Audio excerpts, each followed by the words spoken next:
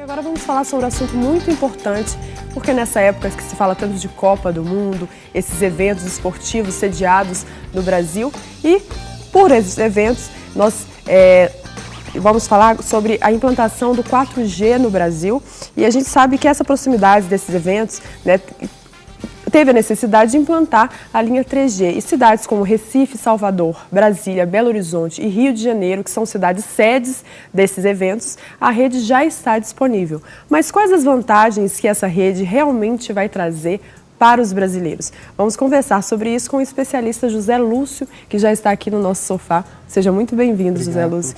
E agora, a gente, falando sobre 4G, essa rede que está sendo implantada aqui, como que tem andado essa implantação? Realmente foi efetiva? Ela está funcionando? Quais as novidades que você traz? Eu já anteciparei a pergunta da Lu aqui, José Lúcio. Explica o que é 4G, porque eu, particularmente, gostaria muito de saber o que é 3G, 4G, daqui a pouco vem 5G. Por aí vai. Bem, na realidade, essa tecnologia para o usuário, como um consumidor, né, de telefonia convencional, é simplesmente um aumento na velocidade de acesso. Então, cada G, né, significa geração. Então, a gente teve a primeira geração, a segunda geração, a terceira, e agora estamos na quarta geração e algumas intermediárias, 2.5G. Basicamente, para um leigo, né, para o usuário comum, é um aumento de velocidade, que propicia um acesso a uma quantidade de informações maior. Né, vídeo, e algumas informações de streaming, basicamente é isso. Serviriam mais para os smartphones, então, tipo, para quem utiliza um telefone, que é aquele telefone analógico, que não é o smartphone, isso não altera em nada. Seria simplesmente na conexão de internet 4G. Sim. No caso de acessar esse tipo de tecnologia, você tem que ter um aparelho compatível com aquela tecnologia. Então, se você tem um aparelho que está escrito lá no manual ou na caixinha, compatível com 3G, a chegada do 4G vai ser indiferente para você. O aparelho simplesmente, vamos traduzir, ele não fala o idioma 4G. Então, ele não vai entender aquele formato de comunicação. Mas você falou questão de velocidade, mas eu, particularmente, o meu aparelho não é um smartphone, então eu não utilizo muito essa tecnologia. Mas eu já ouvi vários colegas, inclusive os dois aqui, usam bastante 3G. E eu vejo de vez em quando o pessoal passando raiva com a velocidade da internet. Não deveria ter uma velocidade de terceira geração e agora chegando uma de quarta geração? A gente tem que separar, infelizmente, aqui no Brasil, duas coisas. A primeira é a tecnologia. O que a tecnologia proporciona para você?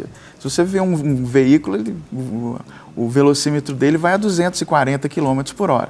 Mas se você estiver no centro de Belo Horizonte, você pode agradecer por chegar a 60.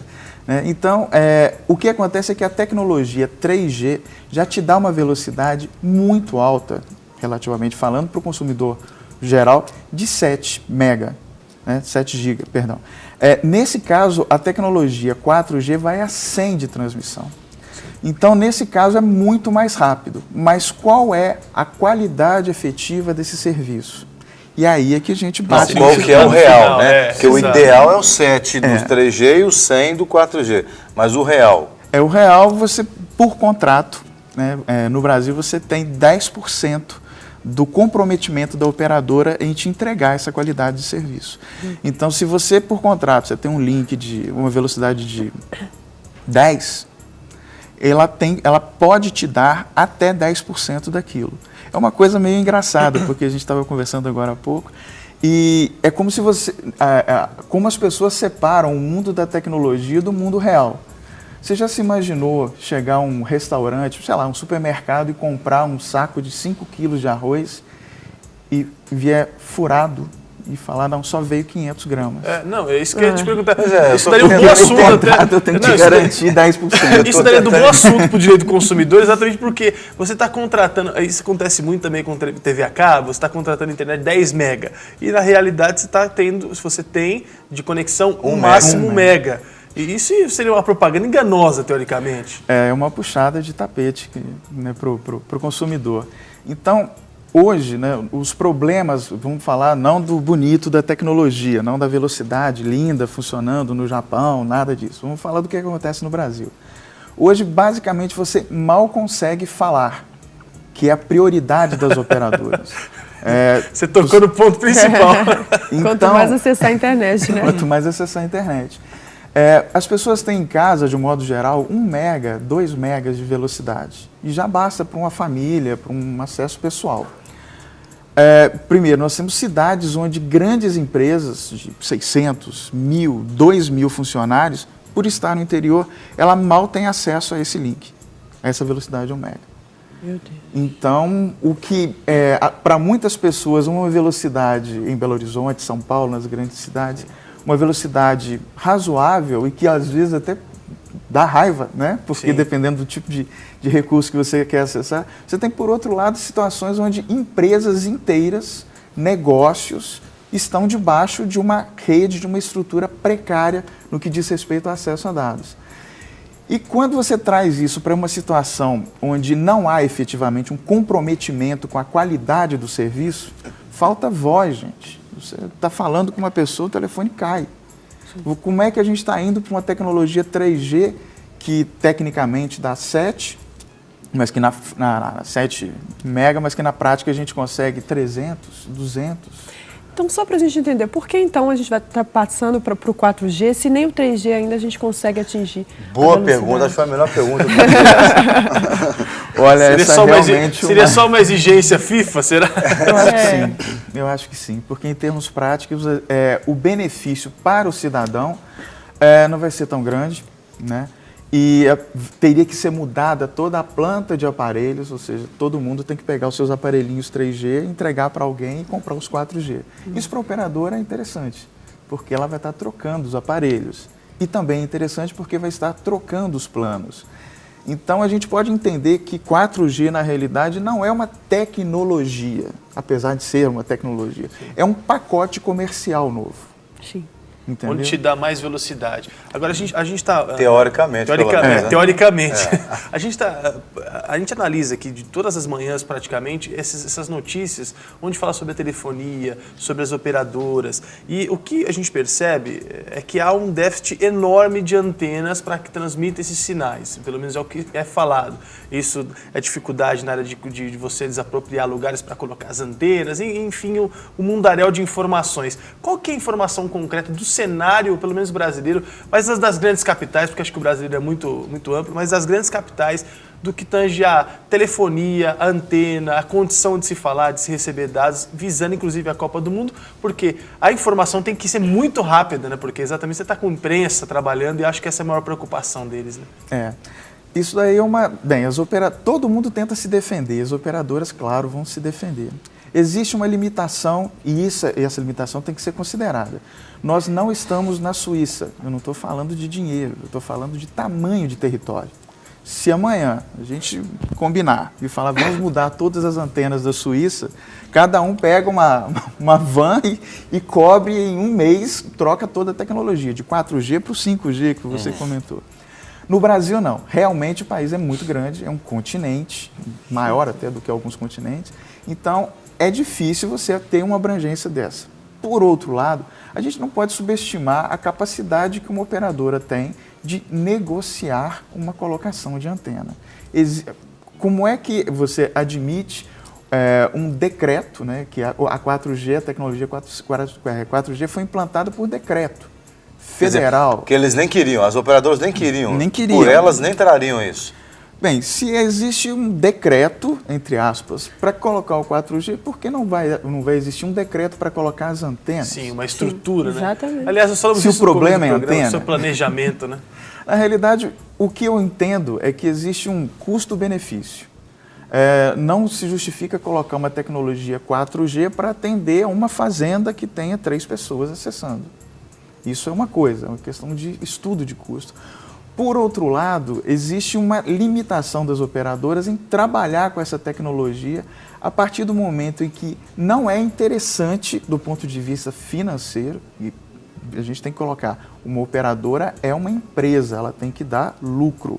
Então, se financeiramente ela gerencia bem as reclamações do PROCON e isso é mais barato do que precisar de qualquer forma e aos trancos e barrancos ou planejado expandir a rede, ela vai negociar isso, ela vai perder cliente, vai para uma outra operadora que também não vai investir, Sim. que também vai voltar para ela e vai ficar nesse joguinho.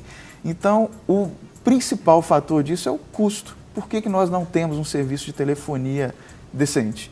Porque hoje, uma pergunta, quanto você conhece esses jornais populares? Sim. Quanto custa um jornal popular? 25 ou 50 centavos. Quanto custa um SMS? Um SMS, 30 centavos, eu acho. Quantas letras tem no SMS? 140 caracteres. Quantas letras tem em um jornal? Ah, não faço não, milhares. Pois é. O que você acha que dá mais trabalho fazer? O jornal. É. E é mais barato, é o mesmo preço. Então, se você parar para pesar o valor das coisas, por que nós somos loucos? Então todos os jornais vão fechar, vão todos montar empresa telefônica. Então. Quer mais dar mais lucro?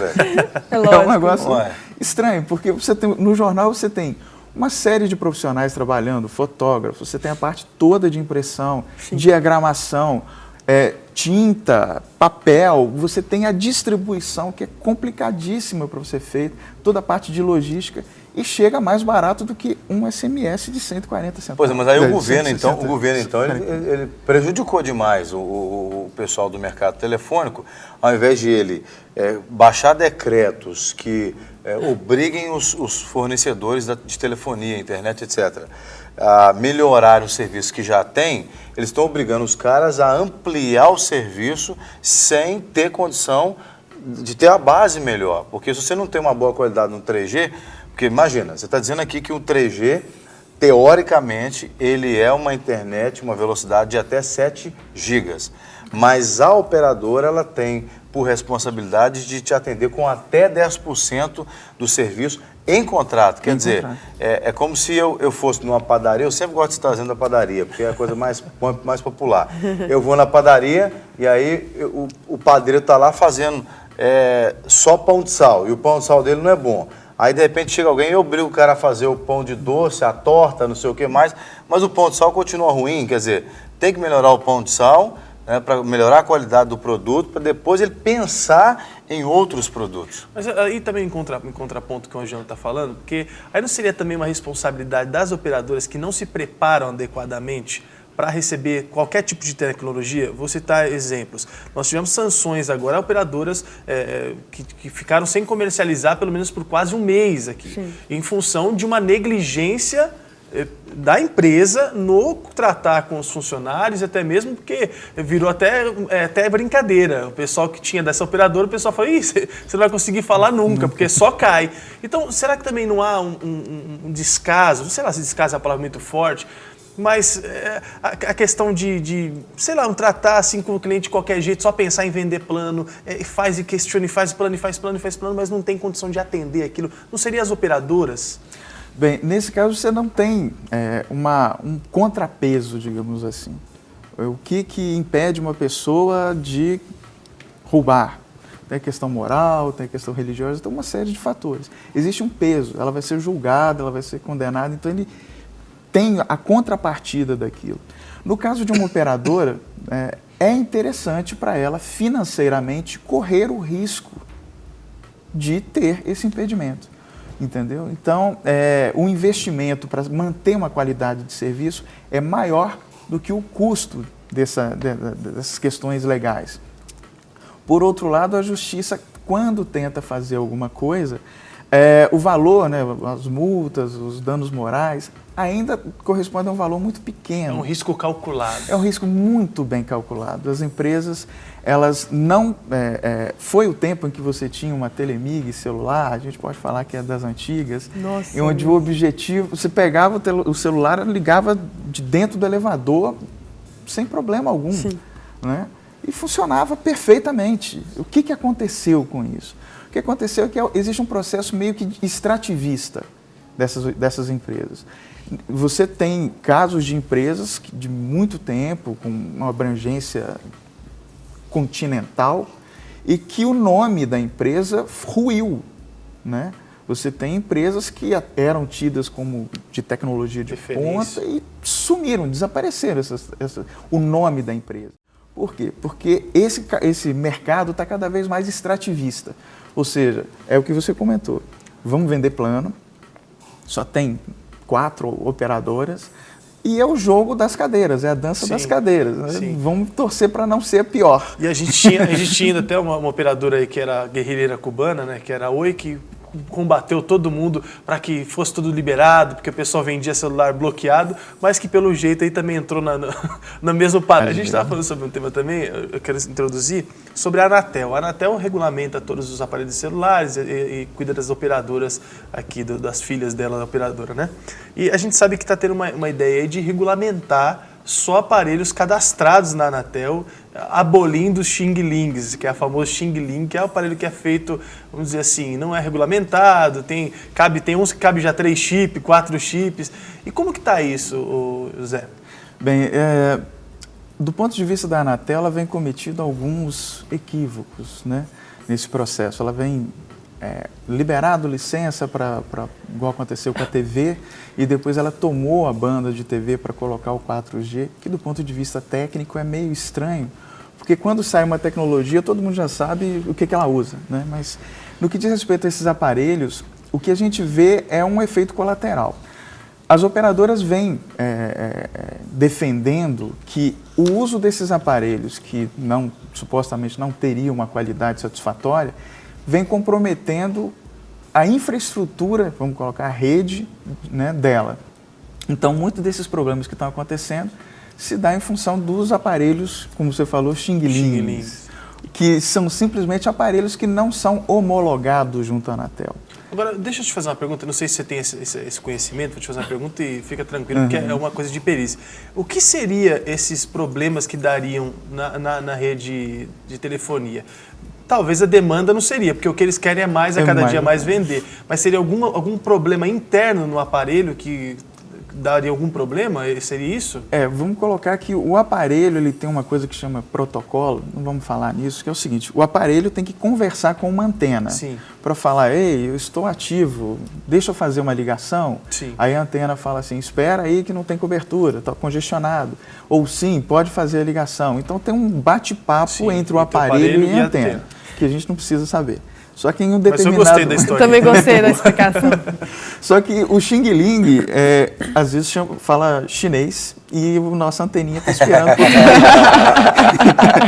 Ou ele fala muito chinês aqui no ou ele fala um português meio enrolado, que a tradução não é muito boa. Então, isso pode comprometer, pode ter o né? O que você disse? É incompatível, seria assim? Não é totalmente incompatível, mas não é também o melhor dos mundos. Sim. Eu não sei se vocês já passaram pela experiência de conversar com um turco falando inglês. Eu já. Você tem que aprender a falar inglês de novo com o turco, né? Então, existe uma dificuldade no entendimento entre o aparelho e a antena. Mas o grande problema disso que eu vejo é justamente para o objetivo do 4G. O 4G, na realidade, foi introduzido de novo por decreto. O goela abaixo. Porque vem um monte de gente de fora, vem os americanos e vem os europeus e gente do mundo inteiro, e esse pessoal precisa conversar aqui no Brasil, e de preferência com qualidade. O problema é que certamente um aparelho da Noruega não foi homologado pela Anatel.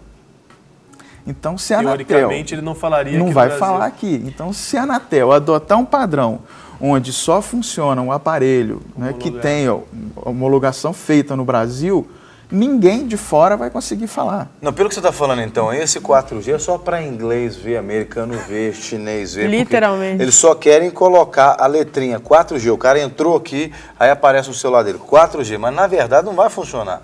Não vai funcionar uma coisa muito séria. Vai funcionar precariamente. Vai funcionar dentro das regras atuais, de 10%, dentro dos limites atuais dos próprios contratos que nós temos. Mas isso é muito ridículo, é ridículo um negócio desse. Porque eles tinham que olhar para a gente, por exemplo, no 3G hoje, por exemplo, eles tinham que melhorar a qualidade dessa internet que a gente tem aqui. Inclusive, isso pode até manchar a imagem do Brasil para essas pessoas que o Brasil está recebendo, né? Isso pode ser um grande problema. fazendo. E a imprensa, né? Não é só também os turistas, mas acho que quem mais necessita... Os turistas tudo bem, a gente vai lá, a gente fica meio nervoso, daqui a pouco a gente vai tomar um suco, tudo passa. Mas o problema é até a imprensa que tem que transmitir dados e que vai precisar muito dessa internet, até isso por causa dessas necessidades. Isso é o padrão FIFA, né, que diz. O problema é que o mundo hoje está muito rápido. E, por você fazer uma analogia, você está acostumado com um nível de qualidade, um nível de transmissão de vocês. Se amanhã eu te entregar seu equipamento videocassete, você não consegue assistir mais um vídeo com fita mascando, uma fita desse tamanho. Você não consegue nem pensar em ter aquele produto na sua aliás, casa. você tem que explicar para eles dois o que é videocassete. Porque eles são da geração dos anos 90. Da época do videocassete, 2 cabeças ainda, tem 4. A gente fala brincando que é o seguinte, primeiro Deus criou o céu e a terra. Depois veio o rádio, depois veio o videocassete. Um bom tempo depois, para entender mais ou menos cronologicamente. Mas pelo que você está falando aqui, então não vale a pena a pessoa mudar o plano para 4G? Não, para o usuário convencional, para o usuário doméstico, não vale a pena. O que vai acontecer é uma migração comercial desses planos, eles vão ser portados naturalmente para 4G, e aí cabe a nós avaliar o benefício ou não disso. O quanto puder protelar essa migração, mais interessante. Porque inclusive está sendo comercializado já, né? Já. Então, na realidade, o serviço que está sendo entregue como 4G seria de um 3G mais ou menos bom. Então, quer dizer, um 3G com 20% de funcionamento. Vamos botar uns 50%. 50%. Quer dizer, os caras estão pegando o que eles tinham que te dar no 3G, estão dando com a mão e tomando com a outra, né? Eles pegam o serviço que eles tinham que colocar lá no 3G e maqueiam e colocam uma carinha de 4G, né, um chapeuzinho de 4G, para você achar que é 4G. Outra questão também é a cobertura, que é a grande briga. Né? Exato. A gente brincava que quando saiu o 3G, só funcionaria na Savassi, na casa do presidente da companhia, em mais uns 3 lugares. Sim. Por quê? Porque é uma tecnologia nova, tem um custo, né? É isso, que é determinante, né? No caso do 4G, está sendo colocado mais em estádios de futebol, para atender essa demanda específica. Apesar de que, José, fizeram uma pesquisa há pouco tempo, acho que saiu inclusive num grande jornal aí, que fizeram testes aqui em Belo Horizonte, de onde a 4G já estava instalado, e o Mineirão foi um dos lugares onde menos pegou a rede 4G. Então você imagina, né? Aeroporto também foi um dos lugares onde menos pegou. Então, olha como já está até difícil, até a expectativa criada. Né? Tá complicado mesmo. O mínimo que tem que ser feito é colocar nesses lugares. Nos lugares, né? Onde a transmissão teria que ser maior. Né? Antigamente o pessoal tinha algumas questões de levantar o celular para falar. A gente botando bombril. Não, aqui, na minha casa, eu moro num apartamento, na minha casa o celular só funciona na janela. Se eu andar um passo para fora da janela, eu te ouço, mas você não me ouve direito. Eu tenho que correr para a janela e ficar fincado na janela. Bom, para a gente encerrar o nosso bate-papo, Zé Lúcio, quanto que você acha que custaria hoje, seria um preço justo para a internet com a qualidade que a gente tem hoje, que essas empresas que estão monopolizando o mercado estão oferecendo? Olha, na Europa, um preço justo seria em torno de R$15 mês. Uau! Quer dizer, comparando com a qualidade do produto na Europa. O Brasil é um dos países que mais paga por tecnologia no planeta. Por isso que os estrangeiros estão vindo ganhar dinheiro nas nossas costas aqui. Você tem um telefone moderno, não vamos falar a marca dele, mas um telefone mais fashion, né? Enquanto ele é comercializado na Europa por R$800, o equivalente a R$800 mil, aqui chega a 3 mil. Então tem uma série de coisas, tem carga tributária, tem muito imposto nisso. E o brasileiro está acostumado, entre aspas, a pagar por esses impostos, né? E ele vai lá e compra. Saiu até uma notícia, uma reportagem na Forbes. Por isso que o meu aparelhinho não é smartphone ainda. A Forbes dava risada do brasileiro em função do que o brasileiro paga quase o valor do aparelho, o valor do objeto que está comprando em impostos quando chega aqui. E ainda uma das piores redes, né, que a nossa telefonia tem um dos piores serviços que tem de todo o planeta. É o brasileiro que, como você disse, alô, você fala o alô, o tchau você não consegue falar. No seu ramo tem esperança para a gente, pelo que você está estudando aí? Olha, existem os desafios, aí não pode ser negado, né? O maior desafio é o tamanho do país. Então, você não vai falar que vai colocar 4G em 100% do território nacional, que isso é utópico. né? Isso vai acontecer de ter cobertura, mas isso é uma coisa bem demorada. Não, o povo não tem nem água, nem comida para comer em alguns Vai lugares. ter 4G? Vai ter 4G para quê? Mas a melhoria da tecnologia, eu vou até refazer isso, não é a melhoria da tecnologia, que a tecnologia já tem um padrão. Né? É o cumprimento das obrigações. Das obrigações, né? E a qualidade de entrega dessa tecnologia, eu acho que depende do governo, né? De assumir uma postura mais incisiva, talvez abrir para uma quantidade maior de operadoras. Você tem situações onde, nos Estados Unidos e Europa, que tem pequenas operadoras locais, que atendem localmente a uma cidade, a um bairro, coisas nesse sentido. E tem o grande pulo, que aí é uma tendência mundial, né, que é acabar com essa questão de telefonia móvel. Bem, você está com um tablet na mão. Sim. O que é isso? Bem, isso aí é um telefone, isso é um GPS, isso é uma TV, isso é um rádio. Está se perdendo esse conceito de o que é um aparelho celular. O aparelho celular não é mais para eu ligar para você e falar. O celular ele tem GPS interno, tem rádio, ele tem mais memória do que um computador há 5 anos, 10 anos, 15 anos atrás. Então, essa quebra de conceito está acontecendo mundialmente. Então, a ideia é que amanhã, se você quiser ligar para ele, você pega o tablet ou vai na sua geladeira, abre a geladeira, ou vai na televisão, ou pega o seu celular. Então, quebrar esse paradigma já é uma tendência, eu posso dizer que é até uma realidade. Uma dica que eu tenho, só para finalizar aqui com o José Lúcio, é que as pessoas deveriam boicotar esse tipo de produto e serviço que estão oferecendo. Porque já que você disse aqui que as operadoras acham que é mais barato pagar as reclamações no PROCON e etc. e tal, do que investir na tecnologia, né? Ou seja, sai mais barato para eles calar a boca dos reclamões que vão nos órgãos de reclamação do consumidor do que investir no serviço propriamente dito. Então, se a gente boicota, por exemplo, né, é claro, a gente precisa de algum serviço. Uso básico, uso necessário, e boicota, por exemplo, algum tipo de serviço extra, a gente vai estar dizendo para as operadoras, olha, a gente não é tão bobo quanto vocês pensam. O problema né? é que foi algo muito bem calculado, porque acho que meio que escravizaram todas as... Porque está todo mundo já acoplado nesse sistema, nesse padrão. Então, para você sair de um padrão desse, você tem prejuízo na empresa, TV a cabo, hoje em dia. Então, eles fizeram de uma maneira um contratinho muito bem amarradinho. Não, mas o que dá mais dinheiro para essas pessoas é o cliente comum, é o cidadão comum, não é só as empresas. Porque é igual aqueles supermercados que vende muito com sacolinhas e os supermercados que vendem atacado. Né? Quer dizer, onde entra gente, o fluxo é muito maior, a movimentação é muito maior, o capital de giro também acaba sendo movimentado mais. Né? Então, eu acredito que o público, porque o mercado corporativo é menor do que a gama de clientes individuais. Né? Sim. Eu acho que o uso racional é a saída. Você vê, acho que a escassez é o pai de todo aprendizado. Você tem crianças, adolescentes hoje que vão para um shopping e usam a rede de internet do shopping. Então, ele não consome nada.